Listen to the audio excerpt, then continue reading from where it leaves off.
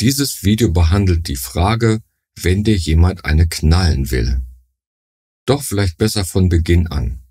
Hans-Jörg fragt: Ich weiß nicht, von wem dieses Gleichnis stammt, wahrscheinlich aus der Bibel, und da wird gesagt, leistet dem, der euch etwas Böses antut, keinen Widerstand, sondern wenn dich einer auf die rechte Wange schlägt, dann halt ihm auch die andere hin. Wie ist das gemeint, wenn dir jemand eine knallen will oder es sogar ums Überleben geht? Heißt das, man soll sich immer alles gefallen lassen? Wie geht man im richtigen Leben damit um? Das ist eine Frage, die habe ich schon oft gehört und vielleicht ist es nochmal an der Zeit, sie hier zu beantworten. Wenn wir so etwas hören, glauben wir, dass wir zu einem Opfer herunterstilisiert werden sollen. Hat Jesus es wirklich so gemeint, dass wenn jemand ankommt und uns auf die Wange schlagen will, das kann ja auch nur im übertragenen Sinne so sein, dass wir ihm dann auch noch die andere Wange hinhalten und uns vollends zum Opfer machen lassen oder zu einem willfährigen Objekt einer Aggression eines anderen Menschen? Das kann es ja wohl nicht sein. Und so ist es auch nicht. Gemeint ist damit, dass wir dem Leben, so wie es sich zeigt, keinen Widerstand entgegenbringen. Zunächst nicht. Das bedeutet also, wenn wir eine unangenehme Situation vorfinden, und das kann vielleicht sogar eine Aggression sein, davon gehen wir jetzt aber mal nicht aus. Also wir haben eine unangenehme Situation, dann ist es von der Geisteshaltung wesentlich konstruktiver und hilfreicher, zu akzeptieren, dass die Situation so ist, wie sie jetzt gerade ist, aber nur für eine kurze Weile. Das bedeutet also, wir sagen, ja, so ist das jetzt, und dann können wir sofort anhängen, vielleicht von mir aus ein paar Millisekunden später schon, was mache ich jetzt damit? Also ist es sehr hilfreich, dem Leben, so wie es jetzt in diesem Moment erscheint, immer ein Ja zu geben. Denn alles andere wäre Wahnsinn, weil das Leben ja schon so erscheint, wie es gerade erscheint. Das ist genauso, als wenn der Himmel blau ist und wir dann sagen wollten, nein, der soll jetzt in diesem Moment nicht blau sein, er soll grün sein. Vielleicht können wir zaubern oder wir sind Regenmacher oder irgendetwas in der Art und können da die Himmelsfarbe später verändern, aber jetzt in diesem Moment ist der Himmel blau.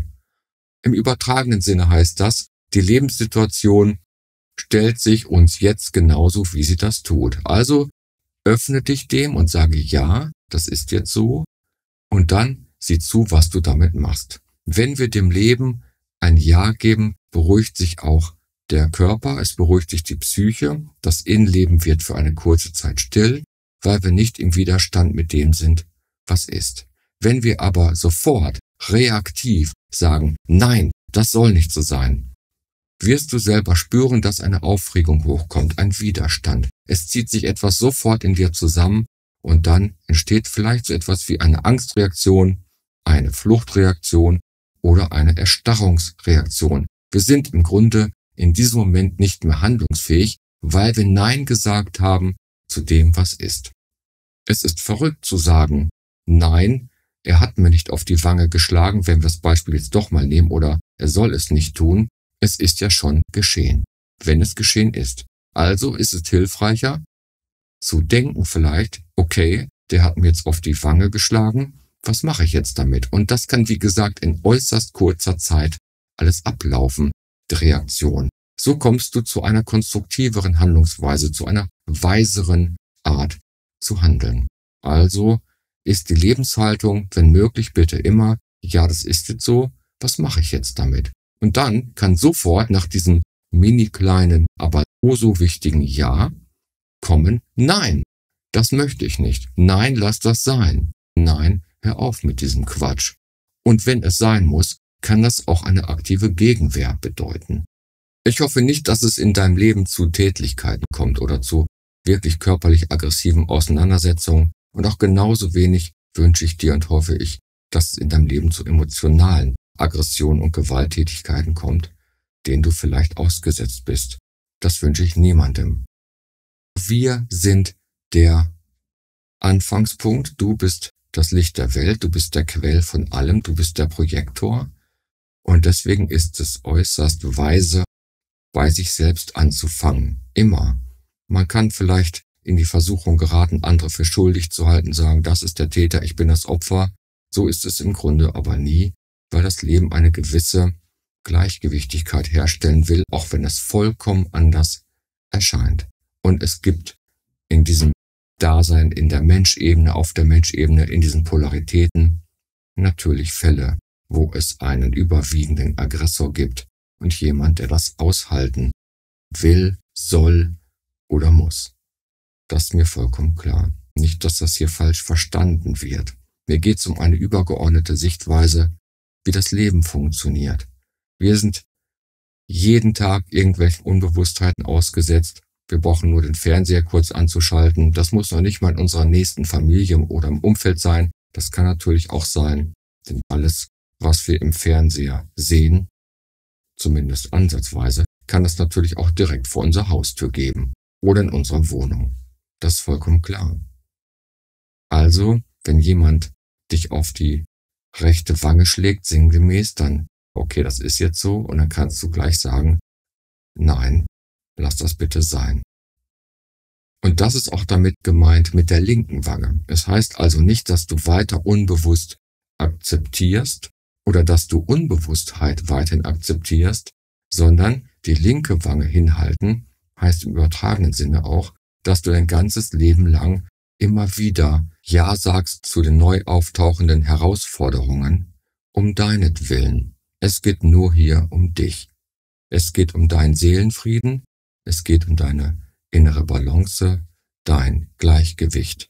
Es geht darum, dass du hier als Mensch bist und im Menschsein hier so gut wie möglich und so friedvoll und auch glücklich wie möglich zurechtkommst. Das geht nicht, wenn du das Leben, das du in Wahrheit selbst bist, anschreist oder angehst und sagst, nein, du sollst nicht so sein, Leben, sei anders. Das funktioniert nicht. Aber wenn du sagst, ja, das ist jetzt so, oder ja, du bist jetzt so, ja, ich bin jetzt hier so, wie es ist, dann weitet sich es, weil du eine Wahrheit aussprichst, weil das die Ausdrucksform der Erkenntnis ist dessen, was du bist. Du bist der jetzige, präsente, gegenwärtige Moment, das Einzige, was überhaupt existiert. Wie könntest du Nein dazu sagen? Das muss eine Zusammenziehung ergeben. Enge und Angst ist vom Wortstamm verwandt. Es zieht sich zusammen, es wird eng.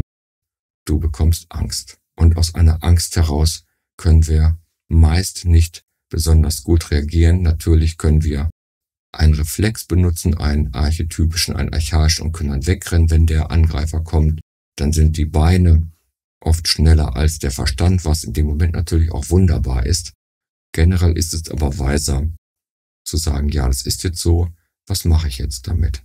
Und dann hast du weniger Angst und bist freier in deinen Handlungsmöglichkeiten. Was hat Hans-Jörg noch gefragt? Er sagt natürlich auch, wenn es sogar ums Überleben geht, dann kommen vielleicht auch Abwehrreflexe zum Tragen, die dann mit dem Verstand sowieso nicht mehr zu erfassen sind, und dann zeigt sich das so, wie es ist. Also wenn dir wirklich jemand an den Kragen will, darfst du dich sofort auch wehren. Es ist aber auch tatsächlich so, und ich glaube, das ist in den alten Kampfkünsten so, die es in China gibt oder in Japan, in den asiatischen Kampfkünsten, dass dann die Kraft des Gegners ausgenutzt wird für sich selbst. Also man nutzt die Aggression und die Gewalt, um dadurch den Gegner zu überwinden. Und das geht nicht, wenn du sofort Nein sagst, sondern es geht genauso, indem du mit der inneren Haltung sagst, ja, komm her, und dann nehme ich dich und schleudere dich rum oder irgendwas oder werfe dich mit deiner eigenen Kraft zu Boden. Das ist ein Ja, das ist kein Nein. Kontemplier mal drüber nach, was hier gesagt ist. Das müssen wir einmal kurz auseinander dividieren, natürlich im täglichen Leben. Geht das manchmal nicht, das ist mir auch klar, aber wenn die Geisteshaltung im Grunde so dahin geht, dass du Ja sagst zu dem, was ist, und dann aber auch noch weißt, dass du eine Handlungsmöglichkeit weiterhin hast oder erst gerade dadurch, durch die neue Geisteshaltung, eine viel bessere Handlungsmöglichkeit hast, dann sollte es dir relativ leicht fallen, deine Geisteshaltung hin zum Ja zu ändern. Sollte man sich immer alles gefallen lassen? Nein, das sollte man nicht. Das ist eben nicht damit gemeint. Es ist nur die Widerstandslosigkeit, gemeint, die sich auf den jetzigen Moment bezieht.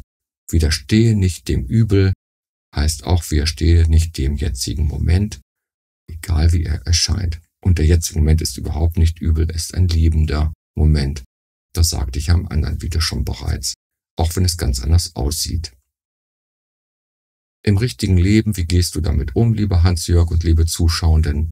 Sage einfach Ja zu dem, was ist. Sage Ja zu dem, was du bist. Denn du bist das eine Leben selbst, was sich hier als alles präsentiert. Es ist nur ein Spiegel deines Geistes, was du hier siehst. Und wie könntest du Nein dazu sagen? So wird das Leben nicht besonders lebenswert. Aber wenn du Ja sagst zu dir selbst, dann ist das Liebe, das ist Ausweitung, das ist das, was du bist. Bis ganz bald.